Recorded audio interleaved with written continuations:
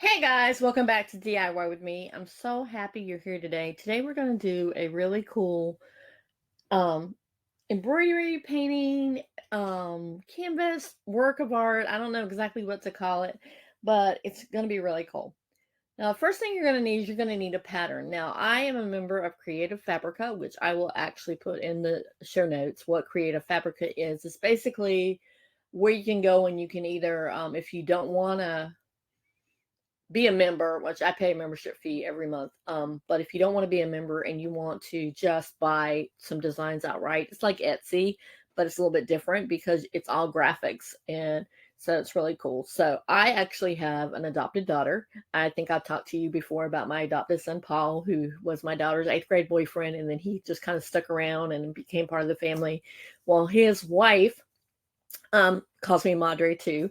And so she does lashes. She's a lash technician. And she just recently came and they've moved to Jacksonville and she's reopened up her whole little um, area to do her business. And so I wanted to give her something for her birthday that she could put up in her house, but also she could put in her business as well. So the first thing I did was I went on Creative Fabrica and I printed out this template with this lash here. Now I've already done the hard part, but I actually got these really big like needles. Um, Only reason why I got the big needles is because I want them longer and I wanted to be able to hold them. And what you do is once you get your your graphic that you want and you printed it out, you're going to come and you're going to use this. I use this Blue Lake Echo Life tape. It's just plastic tape, scotch tape, like scotch tape, but it's also a recyclable dispenser. And it's supposed to be good for the environment. So I use that. And after I printed it out, I cut it down and I attached it with that tape. And then the next thing I did was I came and I did this one already, but I just came and just punched holes along the outline so that once it's done, that I can actually look and see it. So that is what I did. I went ahead and did all that. Now, the things you're going to need for this craft is obviously going to be a piece of a canvas, not a piece of canvas, a canvas, some scissors, your printout of whatever you want, your graphic, some scotch tape, and some embroidery thread. And also, I'm using these paint markers, but I will also come back later and use another paint color around the canvas as well.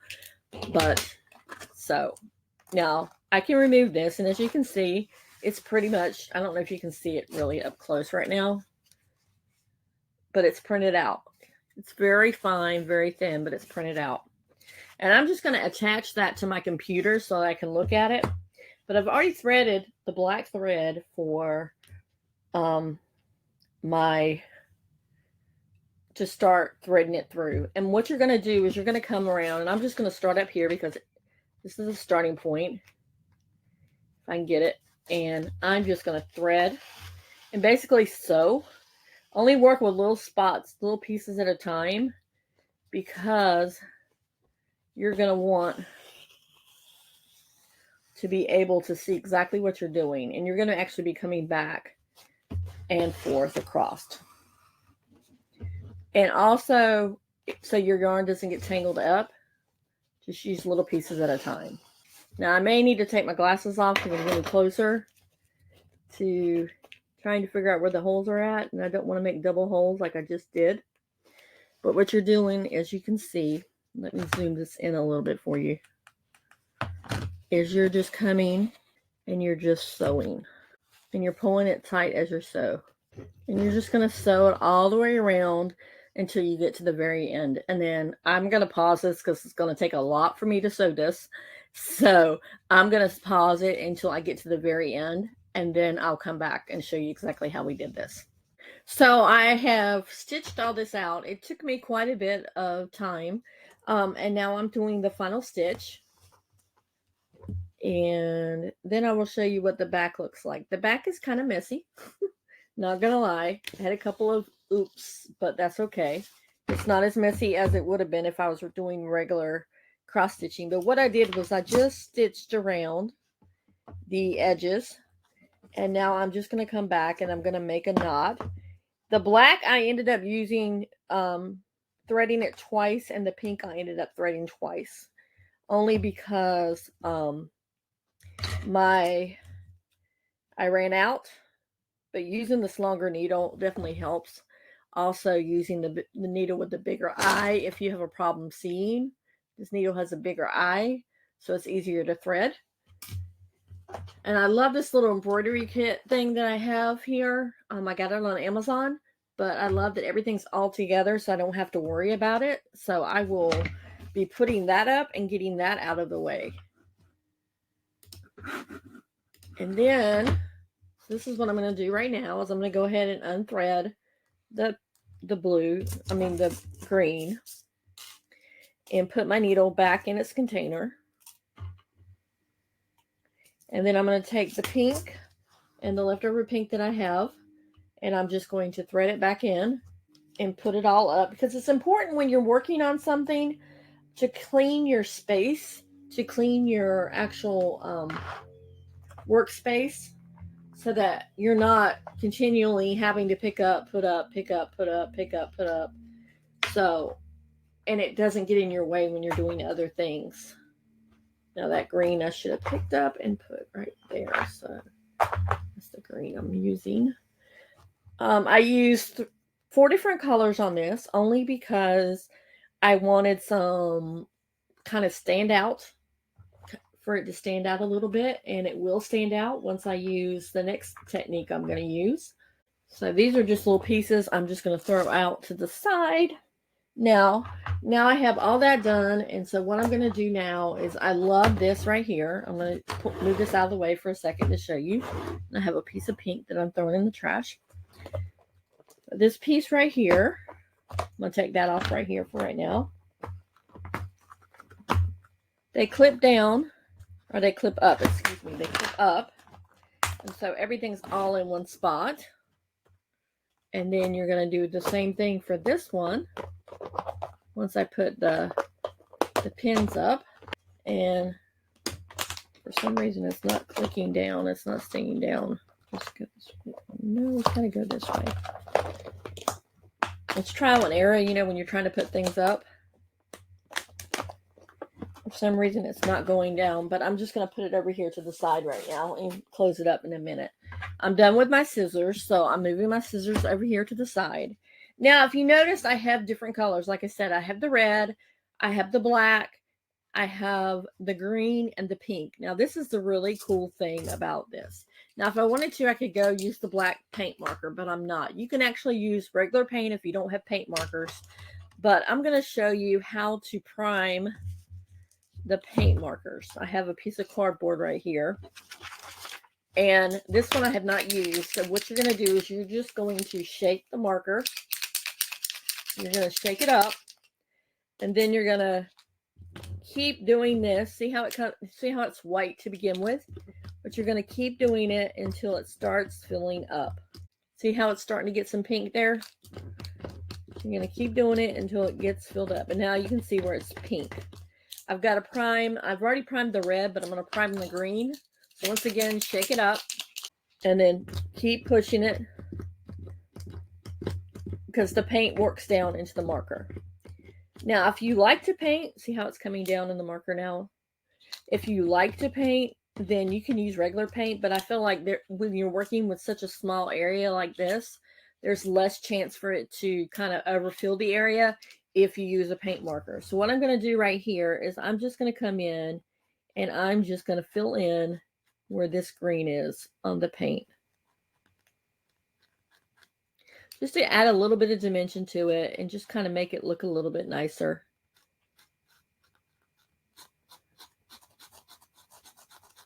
And it's just like you're using a regular paintbrush. So the green is there. I may come back and use my scissors, because you see how it pulled off some of the embroidery thread, and just snip off those pieces right there. Now the red, I'm going to do the red lips. And I'm just going to go lightly into it. You could easily use, like I said, a paintbrush if you wanted. But with me, I have a little bit more control with this than I did the paintbrush. Like I said, this one is for my adopted son's wife. I call her my daughter as well. And she is a lash technician. So that's the reason why there's a whole bunch of eyelashes here. But I wanted her to have something in her little studio where she works that will remind her of how proud I am of both of them, because they are amazing kids. I say kids, they're both 25 now, but they're amazing, and I adore all of them. So then you're gonna come back and do that. And so that's my red lip. See how it made that lip just stand out? Now, you guessed it. I'm going to go and do the pink for the roses. So what I'm going to do is I'm just going to flip it around. That way I'm working with the pink rose. And I'm just going to come into little sections first and just kind of fill it in. And then I'll do the bigger section. It just is another way. I mean, it would have been pretty by itself, but look how it's like those pops of color really makes it stand out. And I could have done a darker green here for that, and the only reason why I did the earring green is because I did a little secret mission and asked her husband, my adopted son, if what her favorite colors were and what her favorite flowers. So that's a rose, and it's in her favorite color, and her favorite colors are pink and green. So I wanted to make sure I added that in there. The hardest part is this is a little bit time consuming craft. I had already punched the holes. I think it took me 30 minutes to punch the holes with the needle.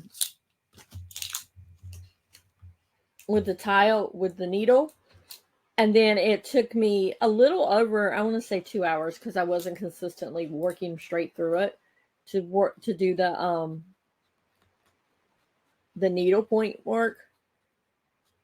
But I also stopped and kind of went to the bathroom, did other things, watched TV. Like every once in a while I would look up at the TV because the TV's on here in the blog cabin. Or I would take a phone call.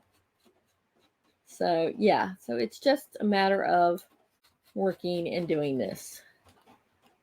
And see, all you're doing is you're just coloring the outline and you're filling it in with the paint marker. And every once in a while I come over here because the paint marker gets a little bit of like fuzz or something on it, so I can pull it off. And then you're coming back, and I'm filling in the smaller pieces first, because I just feel like theirs are better. But see how it picks up a little bit right there? You can see on the tip. I turned sideways, maybe you can see it. See it's hanging off? And that's when I'm coming over here to do it. I'm trying to get that off the side. And then once again, we're pulling up and pulling up. Okay, so now I have the bigger pieces left. So I'm going to start at the top. And I'm going to do over here to the side. You could leave it blank, like I said, but I think the paint, it makes it pop a little bit more, especially the red lippy. And I chose not to put any eyeshadow or anything on the eye because I really wanted the lashes to stand out. Go back and do this one in the middle. Look how cute that looks. Then, so the only thing that I would say, if you don't have a graphic, you can always search online for graphics that you like, but find something that's a little bit simpler. I found one that I really liked, but oh my gosh, I would have been here forever because it had a whole bunch of flowers right here across the top, and I'm like, yeah, nobody's got time for that. So I did that, and I found this one on Creative Fabrica. Like I said, they have a lot of cute little graphics, and what I did was I searched line art graphics because that tends to give you just the line art and not the actual like detail on it, because that's important. And so you're just going to add and color back in. And you may want to go over the pieces, where if you look at it and once it dries a little bit, you see there's a spot or two. And basically all you're doing is with the, you can actually do this with a Sharpie if you don't have a paint marker. But like I said, I wanted the control with the paint marker as opposed to if I used a paintbrush, because see, I have a little bit of control with it. The paintbrush, it would have gone all over because I'm not a great painter. But with the paint marker, I'm a pretty solid painter. And what you're just doing is you're just coloring in what you outlined so it stands out a little bit better. And there you go. You have a cute little design that you can put on your wall for someone that you've actually took the time to create. All it took was a little bit of time. I'm not going to lie, this was probably one of the most time consuming one I've done so far, but it took a little bit of time. A canvas, which you can buy the canvases anywhere, embroidery thread, big needle. I use these big needles right here because I like, number one, they're long, so they were easy to take a hold of. Number two, they have these big eyes here, the eye of the needle, so they were easier to thread. And a piece of line art, some regular tape, which I use this Blue Lake Echo tape. So you can tape your design on and you're punching your holes in and you're going back with your embroidery thread and you're embroidering it. You're sewing it in, but you are also right here. I had to stop because I wanted to outline the lips in the red, and then I wanted to outline that in pink, and I wanted to outline that in green. So you're going to have to, like, once I did all this in one setting, and then I came back and did all the black, and then I did the red, and then I did the green, and then lastly I did the pink. And then use your paint markers or Sharpie or whatever you want, and you can create this work of art that you can give to somebody. This would be great if someone is a makeup artist, a lash technician, an esthetician, which is someone who does facials and stuff like that. You could probably find one that has a back, somebody that has a shape of a back for like a massage therapist or something.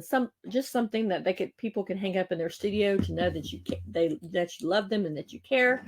And that's all it took. And I hope you really enjoyed this one of a kind art. And I will let you know how Jasmine liked it as well. And until next time, please like this video and subscribe to the channel. Bye.